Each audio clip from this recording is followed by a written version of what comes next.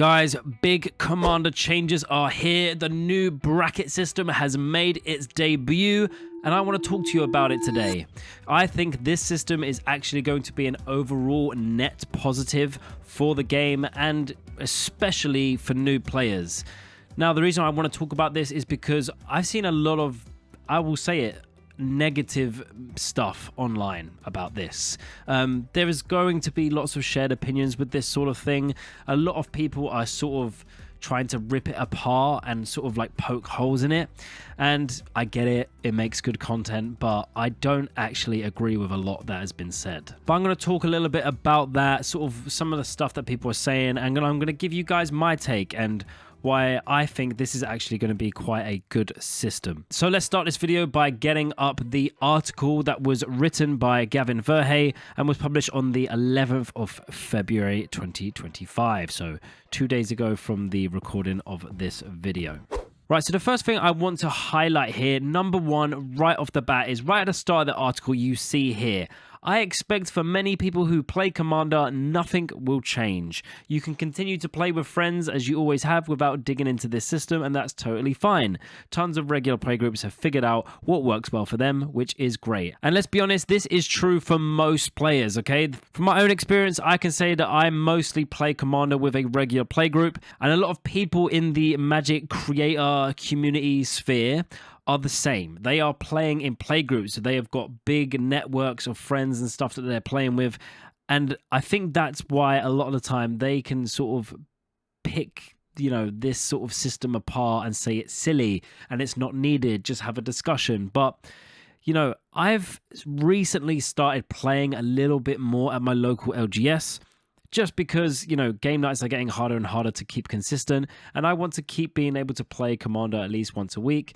And yeah, so it's allowed me to sort of, you know, give me that little boost, that little bit of courage to go down to my local game store and play with new people. Now, I haven't been doing this for very long, but I've already come into some of the issues in terms of like deck balancing and stuff like that. I always make a conscious effort before I sit down at a game to say, you know, hi guys, I'm fairly new to the game. I'm just playing precons or like slightly upgraded precons, you know, and then other people will go, oh, okay, right, I will play this then, blah, blah, blah.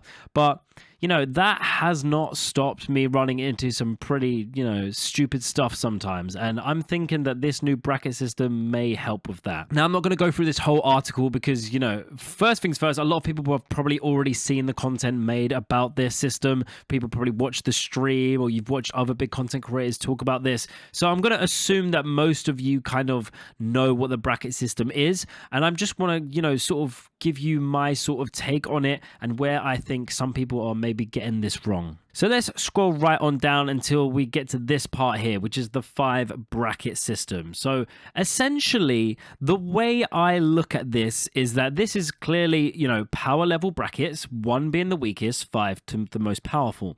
And you've got these little things below here that seem like sort of limitations, right? But the way I sort of see them as they are more guidelines than rules, because you can see people already in like the comments being like, my blah, blah, blah deck has got a blah, blah, blah win ratio and it's a 1 or it's a 2, lol, lol, lol, you know, I'm going to completely, you know, destroy, you know, other people playing a 2 and stuff. And it's just like, shut up, man. You're like, you're not cool. Just shut up. The thing is, this is such a hard thing for everyone on the Commander panel, I think that's what they're called, to try to, you know, put a system in place that is going to work, because Commander is so complicated, because there are so many different cards, different people, different decks and stuff. It is so hard to balance the game and stuff like that, and to put these sort of limitations on there. There's ways around all of it, you know. You can build stupidly broken decks that would fall into the lowest power level. And now people are saying, well, this system is broken, this system doesn't work, this system is stupid. And it's like, well, if you're taking it as literally you're just looking at these things at the bottom, then yes, this system is going to look stupid. But this really, if the idea of these things below is, the way I see it is that if you just follow these below, then at the very least, it is going to stop the worst of the worst happening, right? So even if someone is playing a stupidly broken deck in power level 1, they're still not going to run any game changers. So you're not going to run into bloody Ristic Study, your opponent going, do you pay the one, and just drawing cards constantly, or Cyclonic Rifting your whole board and then just, brainlessly getting a win. Like, that's not going to happen.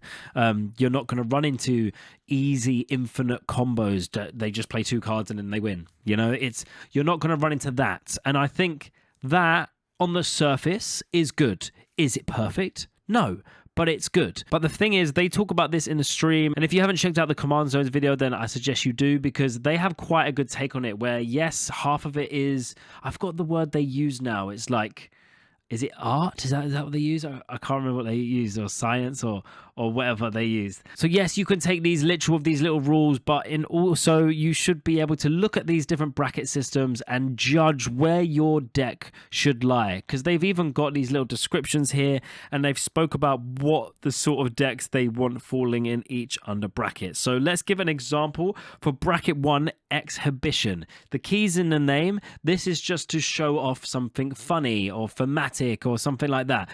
They have already said that the decks in this bracket aren't necessarily trying to win. That's not really the objective. Even though you might be trying to win when playing the deck's construction was not optimized to win the game. It was for a different purpose. And even though that's not listed here in these little rules at the bottom, they've got it here, ultra casual commander deck, but even that is subjective, right? That could definitely be subjective. But them saying this is outright, your deck's not trying to win, it's for thematic reasons, is quite a clear statement. And I think as the community takes on this bracket system and plays with it, these little cultures will be better understood. And what makes a 1, what makes a 2, what makes a 3, 4, 5, it will be more clearly understood over time. At the moment, people are just going to look at these and go, oh, well, my deck doesn't have this, so it must be a 1. And I think that will be weeded out as people sit down for a power level 1 bracket game and they pull out their stupid deck and then they get sort of, what's the word I would use?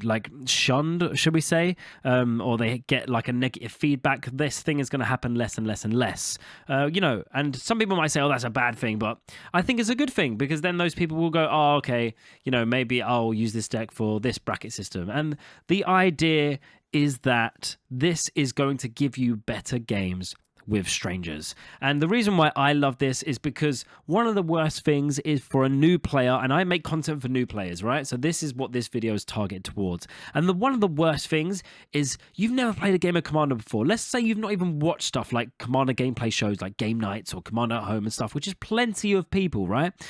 Let's say you've never watched that and you sit down for your first game of Commander and the first thing you see is some twat fucking destroying all your lands. And then you're like, what? No, that should not be something a new player should have to experience and think this is what Commander is.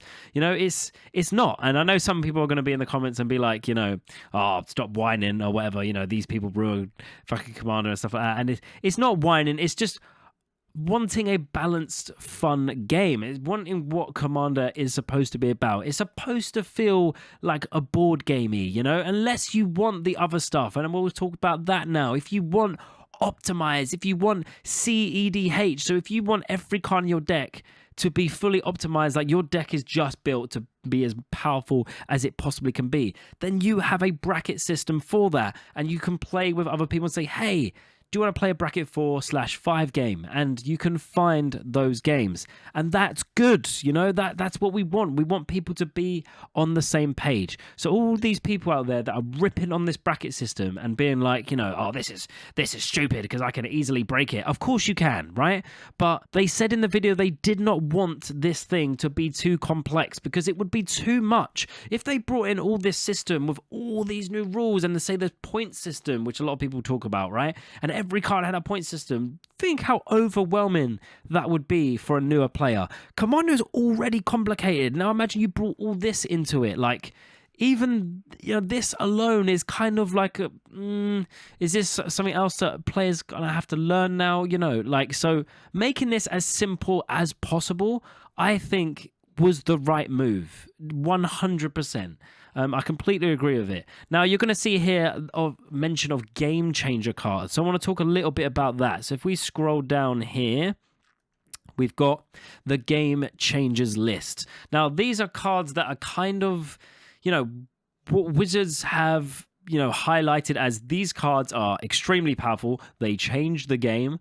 They're essentially not a ban list cards, but they are bloody close, and cards that, they sort of deem as maybe too powerful for Commander, or, like maybe not too powerful, but these cards shouldn't be showing up in your casual games, whether because they can be abused or whatever. So I'm not going to go through every card on this list. You can have a little look and see if you play any of these cards and what your thoughts are. But, immediately I want to talk about some cards that have, reached out to me, and that's going to be stuff like Rhystic Study. Like, I'll be honest, I bloody hate that card. Even when I first started watching like Commander gameplay videos and I saw that this was a thing, I was like, God, I really hope that I don't run into that, because I would never run that, because it's just mindless. It's just not fun. It's not like strategic. It's just stupid. It's just giving you such a crazy advantage. You're just drawing cards for no reason, essentially. It's just stupid. There's no downside to it. Yeah, I'm not a fan. Stuff like that shouldn't exist, I've mentioned Cyclonic Rift, but let's talk about, some other colors. So you've got stuff like Demonic Tutor and stuff like that. Now, I'm in the camp of tutors have no place in Commander. What is the point of having a 100-card singleton format, right, where the whole idea in front of it is that you have so many cards in the deck with one-ofs of each. You never know what you're going to draw. Every game feels different. What the hell is the point of that if you're going to include tutors? I think if they were going to reset everything and only make cards for Commander, they wouldn't make tutors. That, in my opinion, that's what I think. I think they are, they have their place in competitive gameplay and stuff, but for casual Commander, stupid. So they haven't, put every tutor on here, but they have put the most powerful one. So Demonic Tutor, 1 black mana just to search for any card in your deck. It's ridiculous. So yeah, I'm happy to see stuff like that on here, and that I know if I sit down for a game at my local game store and I say, hey, my deck's a 2, I'm not going to run into any of these, and that makes me happy. I will say I do have the 1 ring in my Mordor deck, but again, it's in there. It's flavor reasons, right? I mean, I would run it in other decks, but in my opinion, that card has quite a big downside. Even though yes, you can draw a lot of cards from it, and it is ridiculously powerful. I like that it's powerful from a thematic thing, and no, I wouldn't run it in all my decks, But yeah, having it in my Mordor deck as a little flavor thing is quite nice. Or if I want to boost the power level of a Commander deck, then I can do that. And that's another thing they were saying, right? Like, even though it says, let's go back up to the bracket system. So each of these have different levels of game changers. So for a 3, you can have 3 game changers in it. And 2, there's no game changers. But you can have that rule 0 conversation still and be like, my deck is pretty much a 2, right? It's not more powerful than a precon. I've played it plenty of times. But it does have this 1 game changer card in it for, say, this thematic reason, or I pulled it from a pack and really wanted to run it and stuff like that. And, just having this 1 card in this game, if agreed upon, is not going to, completely ruin the game.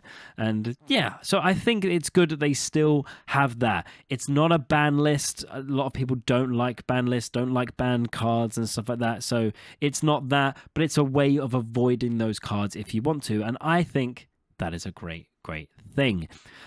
You could also see this as like, cards they've got their eyes on. So who knows, these cards could be banned in the future. So just bear that in mind for you like finance bros out there. And also the fact that this list exists means that they can start unbanning cards now, which they have spoke about. In April, we are going to be seeing some cards that are unbanned. A lot of people are speculating about them unbanning the latest bans. Whether that will be the case or not, I don't know. I mean, for me, it feels kind of like, you're given the all those people that made those horrible death threats and stuff, you're giving them what they want, And that just irks me. It really does. I'm like, no, screw you now. You can sit there and cry. But I think it would make sense to bring what's that? The Demon in Innistrad, Grizzlebrand. Yeah, ridiculous card. I don't want to see it in my Commander games, but you made such a lovely movie poster art for it. If I pulled one, I'd be like, I can't even use this really special card. That's exciting. And maybe if I pulled it, I'd be like, maybe I will build, a deck around it where everything's weak, but this one powerful card I have, or something like that. So yeah, I think it's good. This is, I would say, better than a ban list. So yeah, ultimately I think it's good. To round up my video, because I know this has already been going on for a while, I think this is going to be a really good system, especially for new players. Just streamlining that, gameplay experience a little bit better. New players should be able to sit down and say, this is my precon. So I am playing a bracket 2 and I want to play a bracket 2 game. Most people are going to have bracket 2 decks, whether they are precons or precon level decks available, and they're going to be able to find games. And then after a while of their experience of playing the game, they can start to go up or down that bracket system, depending on what sort of games they're looking for. Right, guys, let me know your thoughts on this bracket system. Do you hate it? Do you love it? Are you, on the fence? Let me know. Let's get a little discussion going in the comments. And if you are new to the game and you haven't made the jump yet to buy your first deck or anything and you're still on the fence, then I have a beautiful MTG Commander for Noob series just for you. So far, I've only got 2 videos in there, but I'm going to be releasing a few more soon. So stay tuned for those. My first video talks about the best way to learn the game and what products you can buy to help you with that. So if that sounds good, then I will link the video somewhere here and you can check that out. Other than that, I hope you have a lovely rest of your day and I hope to see you again in the next one. Cheers.